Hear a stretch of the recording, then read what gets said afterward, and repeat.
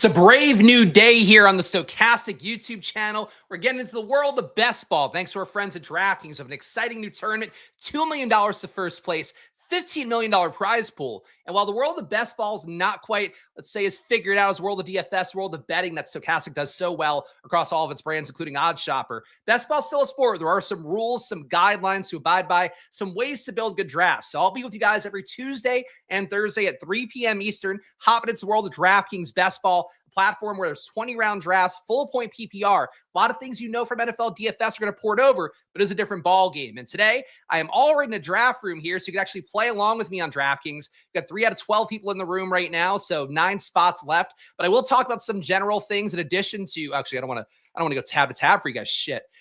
So it throws a plan into my things. You have to stream a little bit differently because I'm on Firefox streaming with the DraftKings site here on Chrome. So either way, though, we're going to have a 20-round draft. The biggest things to know, and I have to pull up my laptop now to do the ad read and stuff, so bear with me. I haven't had to host a show solo on this channel in so long, so I'm embarrassing myself immediately as a professional content creator. 3 big things to hit right up top while we wait for this room to fill, and you can draft along with me here on DraftKings. Join the best ball tournament they have on there. Their Millie Maker, you can see here, $15 million. And actually, while we're in here, let's look at the contest detail. Oh, all right, filled. There we go. Hey, Influencer 101. So that is a fun thing to see up top here. Picking in the 101, I do want to establish our rules up top. You can see here, we filled this room. We got no names I recall in here. I think this guy might be our guy, Chunk the Deuce. But some randos in here, so we'll see a pristine, hopefully, DraftKings room. Biggest 3 things to know in best ball in general, and again, I keep switching over to the document, even though I want to keep it on this one. Average draft position. ADP is what you're going to see on the screen here. You can see it in this column. Basically, that's the most important thing to know. That's the market data we have that's so important in best ball and really across everything betting. Same thing here. You hear it talked about a lot for sports betting, DFS, your median projection. You need to know that. It's a big part of the equation for anything you're going to do in gambling. For best ball, though, the ADP is everything. Where basically that's what you're judging your drafts on. Did you get good value in a draft? Did you get Jamar Chase at pick 7? It's not going to happen very often, but when it does happen, that draft's a special draft I want to keep in mind because you're basically making yourself more unique by getting a really good player at a later cost than they're normally going to go to. So that's the first thing here. ADP, knowing where players are, being mindful of that throughout. One of the most important things. Number 2, stacking and correlation.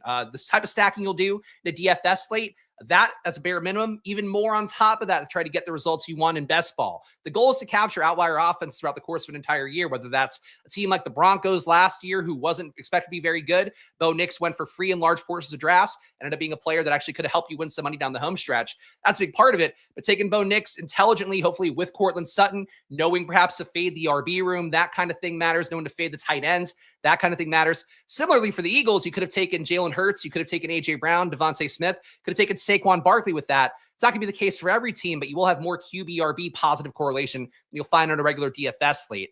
Third rule here that I'll give you before the clock stops, we'll make our pick here at the 101. Expected value is realized in week 17, and you don't have to stack up as bullishly on week 17 matchups as I think a lot of people out there do, myself included. But you do want to, all right, here we go. We're on the clock, and we got our chance here at Jamar Chase, the obvious 101.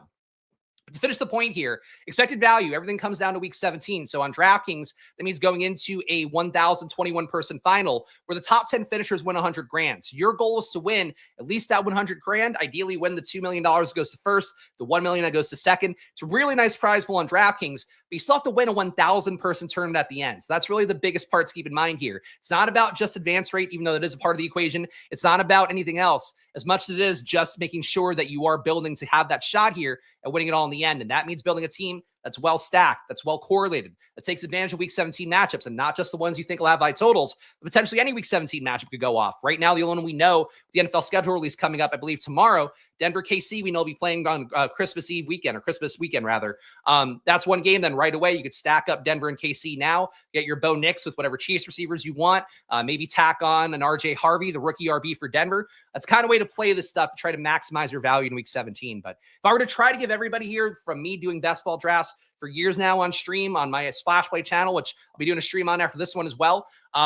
That's the main things I'll give you guys. So hopefully that adds some value. I'm probably going to repeat them a lot from doing these streams every week coming up here. But we are going to see some picks going on the board. I also going to talk a little bit about the show in general. What we're doing here is just gambling. So that's one difference here with this stream. It's like the other stochastic streams we've had in the past, where obviously every gambling slate we do the stuff I do for live before lock shows or deeper dive shows at the NBA. It's all about making you ready to gamble and, that night whenever you're making your lineups. For best ball, we're gambling here live on stream. So I'm giving away some EV to you guys here if you draft along with me. But really what we're trying to show here is what the process looks like. I'm going to point out when people do things that are perhaps a little bit silly. McCaffrey at the 108 might be one of them.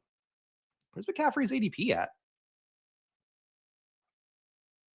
That guy reached up a good amount for McCaffrey. So right away, unless this guy's doing a ton of drafts, I would point that out as one thing that could be a little bit of a mistake here. Taking McCaffrey at the 108 when he's going, which means the 8th spot in the first round. Going at the 108, and then basically you have him normally going here at the 1-2 turn.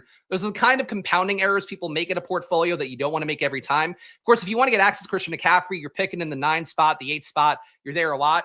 Get McCaffrey if you want. It's not going to be a thing that kills you. But the goal really is to kind of align with ADPs as much as possible. Avoid some landmines if you need to. But a lot of the sharpest best ball players in the world out there are drafting the industry average 8% of each player. Because basically in every single pod, you're going to have the 8% of the player basically coming up in terms of the ownership here. And basketball is called exposure. DFS is called ownership. Same principle. Basically, there's a lot of people that will draft, let's say, every guy in these first 2 rounds, first 3 rounds, even first four rounds, try to draft them evenly. If that's the case, take McCaffrey at the 108. But at this point of a draft cycle, I wouldn't reach for guys too much. I also am a little bit more of a fan of Ashton Genty than most, even though I think he could be a little bit of a sucker's pick as a rookie, but we'll see how it goes. Shouts to chat. Appreciate a lot of our guys here hanging out. Chunk the Deuce, a regular on my Splash Play channels. Glad to see him here. C-Money, a name I used to go by on all my screen names when I was in high school. Glad to see my alternate dimension version of me here, but appreciate you being here, C-Money. Fantasy Football Garage, a great guy in the space doing some content for himself. You want to check him out. And Spurious News, one of my boys. Glad to see you guys in chat. Appreciate all you guys watching. Please do hit the like button here. Show Stochastic the best ball content matters in this space, not in a political movement kind of way. But if you want to see more of these streams, showing some love down below is going to be an important part. There you go. You're a Chris too. All right. Love to see it. Look, C-Money, a great nickname for a Chris. I'll agree with that. Especially a Chris who grew up in the South Bronx and likes basketball and was a pretty good shooter back in the day. It's C-Money, right? And also it sounded like C-Murda from No Limit. So we got a lot of things going. Jaden Daniels going incredibly early. Love Jaden Daniels. Not sure about taking him in the 20s. Trey McBride, I feel pretty comfortable with. Getting that elite tight end early is always pretty good. Josh Jacobs, a guy I'm down on. We also have the Cincinnati stack waiting right here for us as well. So I think this is a pretty easy one. I am going to go Trey McBride as one of my tight end picks. Of course, we're on the 1 turn here, the 101. So we're getting 2 picks in a row.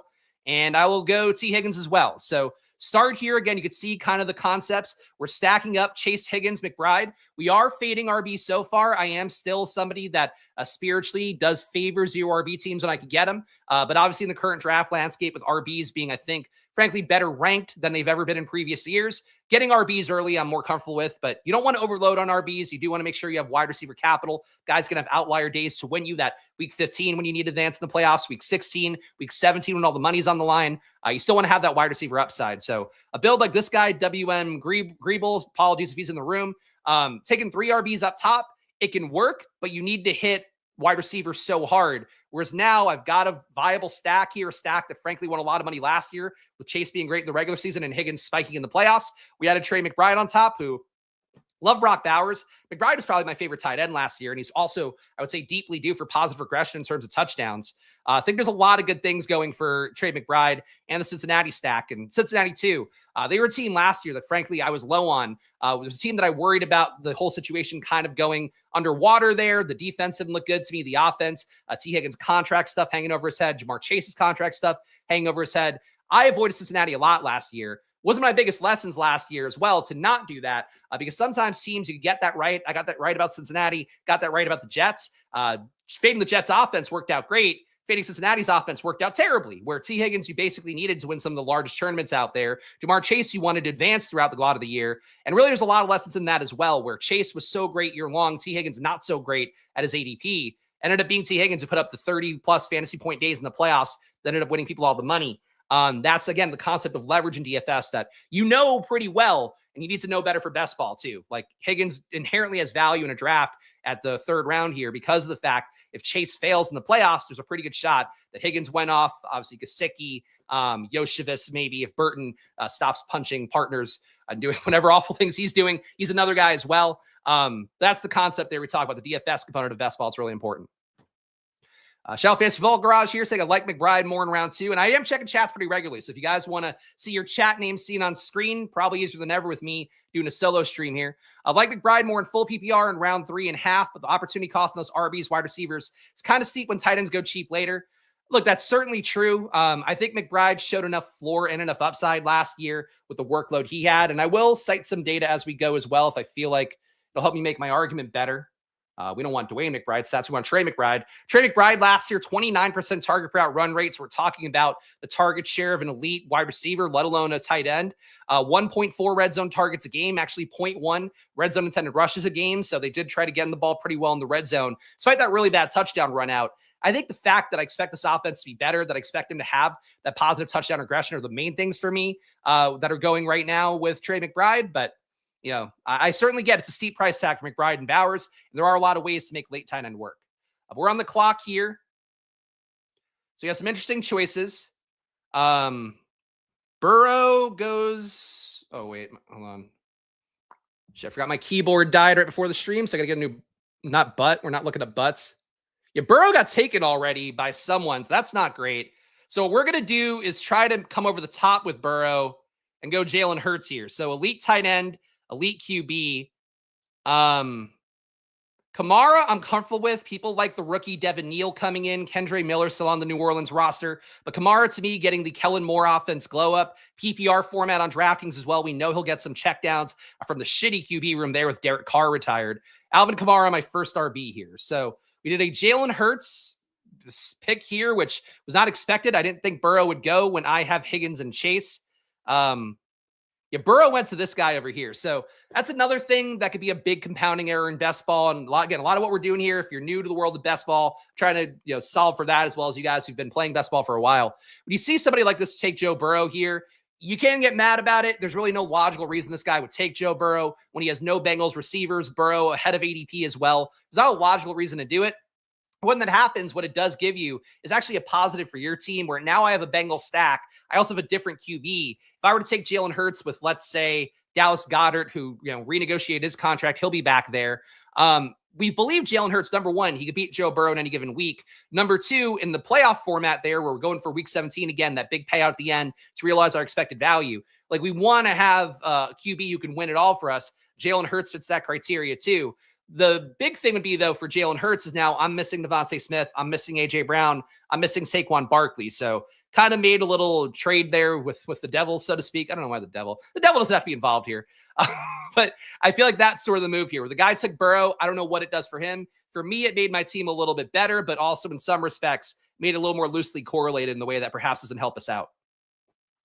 That's what happens sometimes in these rooms. And frankly, if you guys have watched my streams before on the Splashway channel, I do get tilted a lot about it. It's just one of those things where, like, when you do so many drafts on stream every year, it's hard to lose your QBs over and over again to people that are drafting without the best rhyme and reason behind it. But you really don't want to be this guy. You don't want to be the guy taking unstacked Burrow earlier than ADP. It just never really makes sense. So not one of the top 3 rules, but it does kind of tie into ADP thing. Taking an unstacked guy ahead of ADP, never really the move. You were the devil in that scenario. Did I take something from you? You had Devontae. Yeah, sorry for our guy Chunk here who was deuce him up. But yeah, you lost out on Jalen Hurts on the way back. I feel okay about Jalen Hurts. I just, for me, I would love my teams to be as Marie Kondo, matchy as possible. We're now a little bit off that beaten path. But feeling good about the team so far. Again, we have Hurts, Kamara, Jamar Chase, T. Higgins, Trey McBride. So pretty evenly balanced team so far. Kamara, definitely a player that I do think I could see the ADP falling if the summer reports aren't great for him, if Kendre Miller's working in more, if Devin Neal's working in more. And it is worth pointing out, new coaching staff coming in. They brought in Devin Neal to be part of that, so that might matter more than it seems. But Kamara last year, I think with what he showed, frankly, more juice than a lot of other vet RBs. To me, like a Joe Mixon, I think would be a comp. Negative 0.05 EPA per rush, negative 0.05 EPA per target's not great, but at volume, you can live with it. But 34% target per out run rate, 2.5 red zone rushes with 0.4 red zone targets a game. I do expect this year, with Kellen Moore taking over the Saints, I think even with the shitty QB play potentially there, like Tyler Shuck, not a guy I'm the most intrigued by. Don't think the arm talent's that great, especially compared to some of the guys they could have gotten if they had gotten up for Dart. It'd been a much better move for them. But I think it's still going to be better than they had last year for Olave, for Shaheed, for Juwan Johnson. They paid pretty big money to. So like Kamara, I think will be part of that rising tide of an offense. But again, pick 50 or pick 49 here. Maybe a little bit aggressive of a price tag for him. Kelsey at 65 on DraftKings. Yep, they do love Kelsey here. Mahomes going earlier than some of the other best ball sites out there. But definitely people like KC. People like KC, even though KC, a lot of people being added to that roster. Jalen Royals, people sleep on as well, but that guy was a beast at Utah State, which I know is not the biggest comp. Matt Kajeski might be watching the stream somewhere laughing at me. But Jalen Royals, the kind of guy that can upset a target share for that offense as well. All right, we're on the clock here again.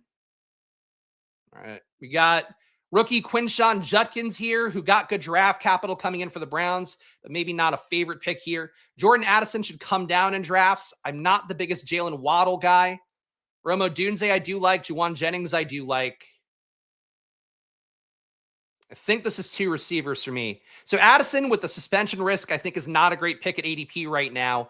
Judkins, I just don't love the build there with Jerome Ford still being a vet in that offense. They did bring in Dylan Sampson as well as a guy who can take some work away if Judkins is not a beast. And Judkins wasn't a bell cow in college because he had TreVeyon Henderson with him. So in some lineups, I would take Judkins. This one, I'm willing to kind of punt it around a little bit.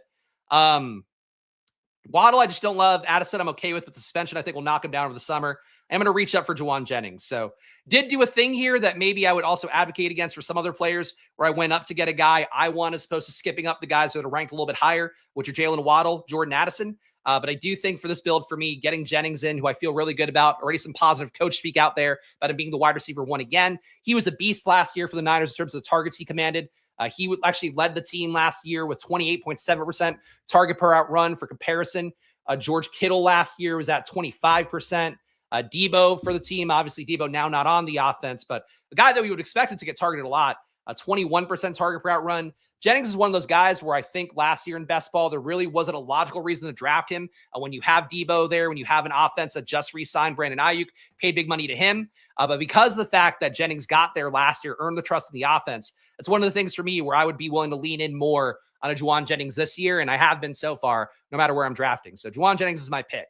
If you guys want to play along with me on DraftKings, whether it's today or in general, I shouldn't show you the ad read.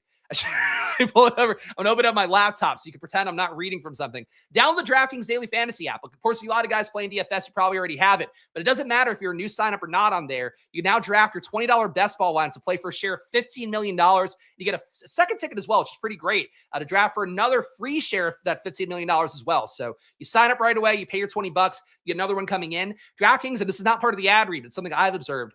Putting in a lot of effort this year, DraftKings, where they have these happy hour deals rather, where you could, if you're drafting an NFL team, sometimes they'll give you, or not an NFL team, an NHL team, an NBA team, an MLB team, they'll give you a ticket for best ball. If you buy a best ball draft, they'll give you a ticket for the other sports. So they've been pretty good about rewarding people to play best ball this year, which I think is an important part because, frankly, some of the other top sites out there, pretty confident in their position, they don't really offer rewards back to their customers. And I think that's not a great thing for the best ball community. So join DraftKings if you're not on there already. But if you're playing DFS rather, play some best ball. It is a good tournament format to play. And really, in general, the toughest part is that your money has to get held the entire year. But frankly, compared to an NFL DFS tournament week to week, no matter how great the Sims products are and all of that out there, your money can go further in best ball because you have that shot at winning that $2 million up top, and that EV is hard to realize in DFS. Lots of promos. Love it. I think it's a great thing, really. The more that we get people in and playing best ball entries, and frankly on DraftKings too, if you guys are watching the stream, I'm going to assume you're not one of those people. There's a lot of people who play on DraftKings who are not quite as sharp as some other platforms on there, because compared to some of the other big best ball sites, DraftKings has a lot of other products out there where people are on there, for sports betting, for DFS. They might not know best ball as well. So a lot of times in my community, my Discord as well, my Splash Play Discord, which I don't think is linked anywhere, but you join my Splash Play channel if you want to get on there onto my Discord, talks more best ball. Basically, like, it's one thing that, people have observed is that, DraftKings is a site where you get more ADP value. Sometimes people also completely forget that it is a PPR site. So they'll draft RBs that are pretty much like your Nick Chubb types, your decimal backs, to quote Laffy and Ben Rasa. They'll draft those guys a good amount. And it's like, well, here on a PPR site, you kind of want your Kamaras more, your Aaron Joneses more, your guys who are going to do that pass game work. And also, obviously get some touchdown equity. So there's a lot of little gaps in DraftKings that I'm sure we'll talk about over the course of doing these drafts. But You'll observe them the more you do them, and that's really the thing with best ball more than any sport. I would say hop into DraftKings, maybe play a smaller tournament, max out one of those, then hop into the big tournament, get your entries in. A lot of ways to do things to make sure you have your druthers around ADPs, how runes operate and all that. And in particular, the QB sniping, which as you've seen so far, can be a little bit brutal. Speaking of, Kyler Murray doesn't come back here. Thankfully, he went to the draft with Marvin Harrison. So what we say when we get sniped by a guy, but at least he's got another player in the stack. I would have been happy to take Kyler Murray with Trey McBride, but at least he went to a good home. He went to a correlated team, and that's what we're hoping for. We got a pick coming up here once Romeo goes. Romeo, wherefore art thou, Romeo? Picking Jonnu Smith. All right. Jared Goff here, Brandon Ayuk here if we want to go more at receiver. Tough RB pocket, Cam Scattaboo coming up a lot. If you are new to this year of NFL, he's a player with some hype on him. To me, he grades out the closest to Bucky Irving in this class, a guy that I liked a lot last year. We have Caleb Williams as well, who does correlate with my Odunze pick. And I think he's going to be one of my clicks no matter what. So Caleb Williams, let's grab now. So we have Jalen Hurts and Caleb Williams. Oh, man. I think it's Scattaboo here. I think I also would feel comfortable pushing RB because that's the kind of player I am. Getting Loveland here and being done at tight end is kind of appealing to me. So I'm going to do that. It's a little bit of a weird move. Honestly, not the way I'd always draft things, but that's what's fun when you're 150 maxing in a best ball tournament. You can actually play some different stuff, and as long as you're allotting your draft capital accordingly, basically, if you take RB early, don't take a ton more RBs. If you take wide receiver early, try to balance it out. So we can do it. So our team so far, we only have one RB through round 9, so we definitely have to make it up a little bit more. But we got Jalen Hurts, Alvin Kamara. We got Jamar Chase, T. Higgins, Romo Dunze, Trey McBride, Juwan Jennings, Caleb Williams, Colston Loveland. So Loveland getting the highest draft capital in the draft was a bit of a surprise to me. Really thought that it would be a Tyler Warren situation. He was a player that to me graded out a lot like Brock Bowers, kind of a low ADOT guy who I expect to do well after the catch. Unfortunately, that wasn't the case. He ended up going to Indianapolis, which I think is one of the worst landing spots, even if it's Daniel Jones starting there, who had a much higher catchable ball rate than Anthony Richardson, about 15 percentage points higher is what he had last year. Daniel Jones didn't seem like it when he's playing for the Giants, but he actually was throwing a good amount of catchable balls. I don't love that spot for Warren. I love the spot for Loveland, though. The big issue is you have Cole Kmet still there on a big deal. But Loveland coming in, being a Ben Johnson, the first round pick he's taking, him getting comps to Sam Laporta early on, I think are positive things, even if you want to look at the bad side of Sam Laporta that occurred last year. So like the Chicago stack here, going 2 QBs early, not the best use of draft capital, to be honest, but we're taking the teams that are coming to us, and that's what we got so far. Let's give the team a read one more time here. We got Jalen Hurts, Alvin Kamara, Jamar Chase, T. Higgins, Romo Dunze, Trey McBride, Juwan Jennings, Caleb Williams, Colston Loveland. One stupid thing with taking Loveland is now it doesn't seem the most logical to take Dallas Goedert. We'll see if his ADP is at a reasonable spot. Maybe we take him as a third tight end. But that's the one thing here. Taking QB early, another tight end. I'm now behind the 8 ball a little bit on a running back, and that's something that can bury you if you do it too often. We'll see how we get. And guys, I appreciate all y'all watching live. Show some love if you can. Hit the like button, subscribe. Again, this is the first voyage into best ball for a little bit on Stochastic Channel. I know they did it a couple years ago. But this is now a partnership with DraftKings, so we're going to be locked in a couple times a week here at 3 p.m., Tuesdays and Thursdays at 3 p.m. Eastern. So show some love, hit the like button, subscribe, join here, because best ball now has a home at Stochastic, and thankfully I get to be a part of it. Throughout the year, too, I'm going to try to book some guests. It could be tough with people's exclusivity deals because that's unfortunately a thing I know exists. We're going to try to book some guests. Could be a lot of times, though. It'll be at least me here doing the streams for you, trying to do the best I can to give you guys updates. I also am launching, I don't know what the link is, actually, so this is my not the best plugging overall. My Tails package is launching now, too. And when you get on there, if you are totally new to best ball, you get my best ball rankings, which will work for all the sites. I have to clean up some stuff to get the CSVs working for a couple of the best ball sites that I'm covering this year. But you can check it out on Tails, search my name, and it should come up. But you get on there my rankings now, including all the blurbs I have for players and also some EPA data that Sports Info Solutions has been kind enough to give me for a few years. So if you want to get an edge on best ball this year, you can check that out. It's on the Tails marketplace on OddsShopper, so check it out for yourself on there. I'll figure out what the link is. I don't think there's like an easy @Chris Spags link unless I'm an idiot. It's there, but check out Tails. Subscribe to my package on there if you want some more stuff, but no pressure. You guys watching, hit the like button. It's enough for me. And check it out DraftKings as well. That'd be really helpful too. All right, Romeo here on the clock. We are done at QB for now. Certainly might be done for the entire draft. This point, we could correlate more with Chicago. We only have 4 receivers. RB taking Charbonnet as part of a Seattle backfield that added another body there with Damian Martinez rather. I am going to go Burden here and just get receiver kind of covered off for the first pick. I like ATN more than the markets do right now. Markets big fans of Bashal Tootin, the rookie coming in for Jacksonville, but it's an ambiguous backfield. Anybody can win this team over here with new coaching staff coming in. And I think you have a shot here with ATN and also with Tank Bigsby that you have a couple of Rashad Whites holding back presumptive Bucky Irving that is Bashal Tootin. So I'm going to go ATN here. Charbonnet to me will still be in the mix for Seattle, but I do think he's mostly a contingent play. So I'd rather go for the upside of ATN at this point.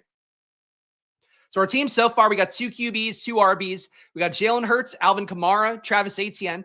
We got Jamar Chase, T. Higgins, Romo Dunze at receiver. At tight end, we got the elite tight end, Trey McBride. Added on top, Juwan Jennings, Caleb Williams, Colson Loveland, Luther Burden here. So a triple stack of Chicago. Again, what we talked about earlier, you're going to end up overstacking more than feels natural compared to DFS, where normally that triple stack, maybe you could play it in like a small field, high stakes tournament and hope you capture an outlier offense. For the most part, though, in your weekly milli makers, you're not usually doing a ton of triple stacks, even though you'll get them sometimes in a sim. Here for best ball, taking that triple stack when you believe an offense is not going to be the most concentrated. Like if I'm taking a team, I'm trying to think what equivalent would be. If you're taking Cincinnati, like you probably don't want a triple stack of Yoshevich, Gesicki, Burton, unless you're playing a very specific outcome for week 17. And even then, like it's not a great stack to hit because you're going to miss out then on your top guys, Jamar Chase, T. Higgins. Those guys can be involved a lot. But, you know, for this kind of format here for Chicago, we expect to be a little more target agnostic. It doesn't seem like Chicago's in love with DJ Moore. There's been reports out there they wanted to kind of ship up or get out. I don't know if the expression, there's an expression there. EMAC would probably know it. I feel like it's like an old naval expression or something like that. Fly right. I don't know. But they want him to be better as a leader after they paid him so much money. And he's the kind of player where if they're not happy with him, they might not trade him or anything, but Luther Burden can take those targets away. And Odunze obviously can too. So I like those guys. Nice doing best balls and stochastic that too. Just the DK stuff. Yes, that's stochastic, just DraftKings unless something changes. But it's a big partnership with DraftKings. So again, guys, check it out. If you are new to DraftKings, fuck, I got to stop pulling up the ad. Download the DraftKings Daily Fantasy app now to draft your $20 best ball lineup. Play for a share of $15 million. So a really big prize pool on there. Get a second ticket as well to play for $15 million. And $2 million is the biggest prize pool in the industry. So you can check it out for yourself. Top 10 finishers in the tournament win at least $100K. So absolutely worth your time on there on DraftKings. And again, they're supporting the show. So that's all I can ask of them. But shout out DraftKings, showing some love to the best ball space and the DFS space too with some of the promos they've been doing there. Always good to see. All right, big. You can also see here, this is unique to 2025 right now. Incredible amount of QBs going in this range. Like so much red in here.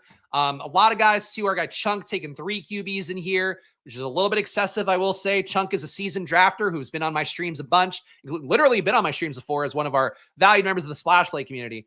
It's a lot of QBs in here being drafted. So obviously a good spot to go on your QB run as well, but also one where the field sometimes, and this is a unique thing to best ball that you won't ever find in DFS because you're not in the rooms with these people for the most part.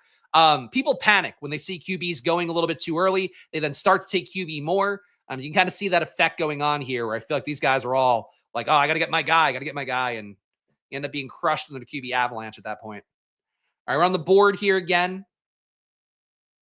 We do have Goddard here, so we can actually stack up Hurts with something, but we need RB desperately. I think Garendo is going to be one of these clicks no matter what. Big upside if we do have a situation where McCaffrey gets hurt. I also can just make the anti-Tootin bet and take Bigsby here. I like Shaheed. I do like Dallas Goedert for the correlation with Hurts. Third tight end feels really unnecessary. We've only got 3 RBs. Shit. You really don't need the third tight end. But what else am I going to stack up? Am I going to take Jahan Dotson with my Eagles stack? I don't think so. So we're going to go with Dallas Goedert. 3 tight ends, though. I'm making some structural mistakes here I normally wouldn't make. It is what it is, though. First time on a stochastic stream, so I have to look like an idiot. That's the goal. Jalen Hurts at QB is our team so far. Alvin Kamara, Travis Etienne, I think is, again, undervalued in that backfield, ambiguous backfield for Jacksonville. Jamar Chase, T. Higgins, Romo Dunze at receiver. At tight end, Trey McBride. Juwan Jennings is our flex right now, another receiver on top. Caleb Williams, Colston Loveland here in our Chicago stack. Luther Burden as well. We added on top Isaac Guerrero, Dallas Goedert. So I think that the 3 tight ends, a little bit excessive. You can survive it for sure. I know C-Money was saying can get Lloyd a little bit later on, get some other RBs. We could definitely salvage at RB later, but I would like to have a little more RB capital in at this point because there is a chance that Kamara moves down the depth chart with them adding a guy like Devin Neal, and maybe they fall in love with Kendre Miller with the new coaching staff. You just don't know. Let's get down here. And again, it's a 20-round draft, so a little bit longer than some of these sites you will see out there. Trying to get this to line up right. Okay, so this is as far down as it'll go. All right. Maybe I'll shrink it a little. Oh, wait, I can't do that on this one. No. Maybe this will shrink it. All right, there we go. That's a little better. That's a little better. And guys, again, hit that like button, subscribe if you can, show some love. I know I'm asking for that a lot, but I want to make sure they know that you guys actually care about best ball videos. So appreciate all the 200 plus you guys watching live, but hit the like button and subscribe. It goes a long way. Love Kyle Williams at 145 on DK. Kyle Williams got a lot of hype out there. He's an okay, very efficient player, not a great target earner. You know, in a perfect world, to me, the 2 biggest stats to look at for guys who are receivers and tight ends, especially rookies coming in, are the target per route run, the EPA metrics, the expected points added they put up per target they got. Because basically it tells you how these guys performed relative to other players in this class, how they performed relative to other players historically. Obviously, you have to kind of downgrade stuff if guys played at a shitty college compared to if they played at an SEC school because they were playing the highest competition, versus the worst. Those are different things. But to me, what didn't impress me about Kyle Williams is he was basically like a 25% target per route run rate guy in college. He's coming into a New England team that I don't expect to pass a ton. They also paid a bunch of money to Stephon Diggs there. And in Diggs, I think starts on the PUP list. Even though reports are that he should be ahead of recovery from his ACL, he's 30 plus and he's recovering from an ACL tear. Not usually the kind of guy you're trying to go to. So, and expect to have the big money situation work out. I would say that for me, I am a little bit less bullish on Kyle Williams and New England in general, but we've seen the former Tennessee offenses have good production. I just feel like they're doing a lot of stuff with the Vrabel and McDaniels there that I'm not the most confident in that being explosive offense. Frankly, they and I'd say the Cowboys, those are 2 teams where I'm like, I think they hired coaches that can be very regressive. With Schottenheimer and the Cowboys, guys loves a good West Coast offense, loves power running, zone running, trap running, all that stuff. But that's kind of what you're going to get from that team, I think. Also hiring a tight ends coach to be their offensive coordinator does tend to predispose to more running forward stuff. I think New England and Dallas are the 2 teams where I really expect them to not be too exciting offensively. But, they drafted George Pickens, so that's it. Sorry if I missed it. Where did Travion Henderson go in this draft? He went pretty highly. Let's see. He's up at pick 70. So, frankly, could have been higher. But ahead of Diggs, right behind Laporta. Am I drafting any Polk in my May stacks? Feel like it could be this year's Quentin Johnson. I think it's a really important point by Jay. I think there's a lot of throwing out the baby with the bathwater for guys that weren't good in their rookie year. And I think Polk would fit that criteria. I think he's a good boundary receiver. They just used him in ways that were not the most intelligent, in my opinion, last year. But let me make the pick, and we can talk about Polk in a minute. Not a great pocket for RBs, which is the spot you need to make up the most. We only have 3 RBs in here. I don't love Kareem Hunt. Dylan Sampson has some upside, but oof. All right, Dylan Sampson, I think, is the click here. Justice Hill as a player last year was really valuable for some of my best ball teams on the home stretch. I think he slept on every format. I'm going to take Justice Hill as my second RB in this run here. A little bit ahead of ADP, but we're trying to make up the position. We only had 3 RBs in, so now we've got 5. So a 2-5-5-3 build. The pivots at QB and tight end are not my wisest for a balanced team. So I will say you're going to see better teams drafted by me on stream here on DraftKings. But we now got our 5th RB. Let's read the team. We got Jalen Hurts, Alvin Kamara, Travis Etienne. At wide receiver, we have Jamar Chase, T. Higgins, Romo Dunze as our first 3 picks. Elite tight end with Trey McBride. We got Juwan Jennings in. Chicago stacked up even more with Odunze and Caleb Williams, Loveland, Luther Burden. At running back, we added on Guerrero, Took the stack with Philadelphia here with Jalen Hurts because we took Jalen Hurts a little bit of an ADP discount when I got sniped on Joe Burrow. But took Goddard here. Now we're making it up RB with Samson and Justice Hill. We're going to have to make it up a lot more at RB, but I'm prepared to do it. When we get to the end of the draft, I'll try to highlight some guys I think could be unique, special at their price tags, but let's keep the board going here.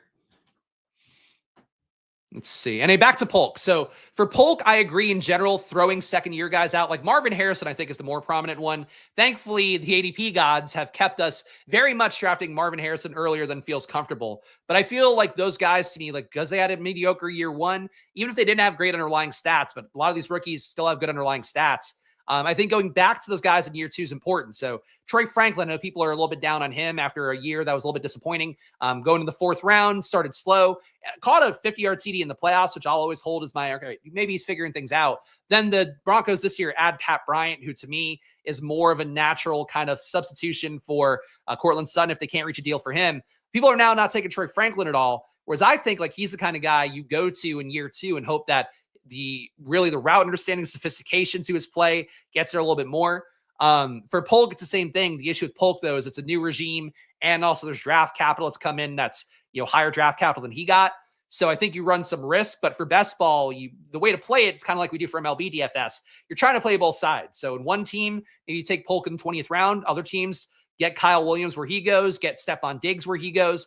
But you're trying to kind of balance that out more where you're saying, hey, I believe in New England's offense is going to have somebody special. So you just kind of play that outcome. But one of my biggest lessons from best ball from a few years doing it, and last year's probably, technically was my most profitable year because it did clear 5 figures by a good amount. I think that with this stuff in best ball in general, a lot of people miss the fact that like, A, there's a lot of randomness that goes into it every year, but B, a lot of what you're trying to figure out is just what situation is going to hit. So like for the Bucks last year, people took Rachaad White really early. Was never a big Rachaad White guy. Loved Bucky Irving coming in. Loved the fact that he addressed some of the coach speak stuff around there where they wanted a guy who was explosive, could do things after the catch, after first contact, which Rachaad White couldn't do. So it seemed obvious to me that they would play Bucky Irving more. But the reality is like I took so much Bucky Irving, I probably should have taken a little bit more of Rachaad White. For Marshawn Lloyd, another one of my highest exposed guys last year, that one, the worst possible run out where he got hurt again, had an appendix thing. Like when he was supposed to come back, it was awful. Basically that run out as well, where I went heavy on Marshawn Lloyd, believed in him a lot because he had a high avoided tackle rate, very efficient in college, thought that would port over well to being a backup back who takes away some touches, kind of like a Tyjae Spears type for Green Bay. Didn't work out, but then I didn't benefit because I didn't also take some Josh Jacobs on the other side of it. Didn't take enough of him. So really, if you're making any bet on a play that feels asymmetric, that feels like, oh, this can hit the same amount of time frame that this will hit, I would probably try to get both sides of that outcome. So Polk, I just wouldn't go nuts on him. Like I wouldn't take 16%, 2x the field on Jalen Polk. I'd probably take some Polk. I'd take some Demario Douglas, some Pop Douglas, would take some Diggs, take some Kyle Williams. I would split that up. So that's how I'd handle it, but follow your heart. Estime is basically free. I still worry about Estime. Loved Estime last year. Think that frankly he grades out a little bit more like RJ Harvey besides the athletic profile than people will realize. But Estime's got a shot at being a power back. I agree with that. We need more RBs in, but we also need more receivers in. And Josh Palmer, 10 picks after ADP is too cheap. Josh Palmer got good money this year. I like him, even though he's not stacked with anything, being a Buffalo receiver coming in for us. We can also try to cover the moon a little bit more for New Orleans and take Devin Neal here. Neal, potentially a power back coming in, taking some work away from Kamara as the season goes on. These guys can also play together theoretically. Jerome Ford still here as well. Would not be crazy. Oh, man. Shit. Jerome Ford. So we're taking 2 Cleveland RBs instead. We took Sampson and Ford. Don't love trying to cover the same backfield, but it is something I've grown more comfortable with as the years have gone on. Because there are some times where teams have ways that multiple RBs can hit from the same team. It could be a case where Jerome Ford starts the year because they don't trust Judkins and Sampson. Then Sampson comes on late.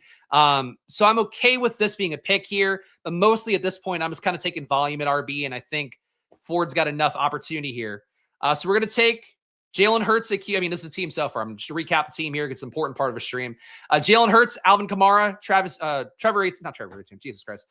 Etienne. Too many Etiennes in the league now. Jamar Chase, T. Higgins. The other Etienne don't draft, though, because he's not going to play very much in Carolina, most likely. T. Higgins, Romo Dunze. We got Trey McBride, Juwan Jennings, Caleb Williams, Colston Loveland, Luther Burden, Isaac Guerrero, Dallas Goedert, Dylan Sampson, Justice Hill, Josh Palmer, Jerome Ford. We're making it up volume at RB. I gotta probably hit 8 RBs in this build. Just think I went a little too lean here. Don't hate my top 2 because I think there's good outcomes potentially for Kamara and ATN, but I think I could have balanced this better. Frankly, I also need to spend more time with DraftKings ADPs. I've only done 2 drafts in their tournament so far. Done a little bit more on some of the other ones out there. So it's all a matter of you got to balance out for each platform and know where your ADP pockets are. It's probably the most important part of the battle. Tend to think best case for Ford's a trade. I would disagree. I think the best case for him is still being there and holding off the rookies long enough because they're not ready for prime time. And again, you got to keep in mind that, you know, at OSU, Judkins and Henderson both had like 12, 13 touches a game, even though Judkins spiked a little bit more in the CFP and all that. It wasn't like a high volume situation for him. And he also didn't avoid a lot of tackles, wasn't great in the pass game. Like he was kind of, to me, he graded out a lot more like just the dude in the draft capital says. Samson's really fast, but he's coming from a Mickey Mouse offense at Tennessee. We saw that be a barrier for Jalen Wright getting on the field last year. I'm not sure that's going to be different for Samson this year. So Ford's best case is that he keeps finding his way to playing time no matter who's out there. So I still think Ford's got a shot. I think a vet trusted presence there who they can have, you know, in on third downs. So they'll trust for pass blocking if Judkins maybe can't be that guy.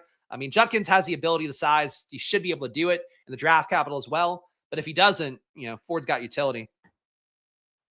I would say, too, for Ford, like, again, Ford could start the year. Samson closes the year. The bet against Judkins, though, does feel a little bit uncomfortable, but I don't love Judkins' ADP, to be honest. Hot take, later in the season, there'll be stacks you can't get now, such as Chase and 4 fifth-round Burrow. Could be bad getting Burrow round 3 early season, something to be mindful of when reaching. Yeah, and look, I think the summer months, it could go either way. One of my biggest takeaways from best ball last year is I think people saw what won. They kind of threw a lot of the concepts of structure and even ADP awareness and stuff out the window. And I think being disciplined in that stuff this year is going to be more important than ever. But I think one thing I've seen a lot from people so far, reaching for QBs is one thing that people are doing left and right. Stack QBs, I mean, we saw in this draft, Burrow went, I had Higgins and Chase, and Burrow went at pick 40, pick 39.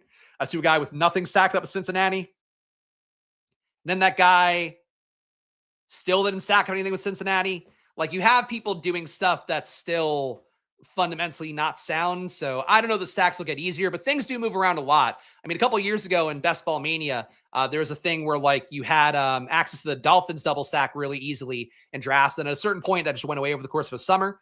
So that's the kind of thing to watch out for in general, no matter what site you're playing on.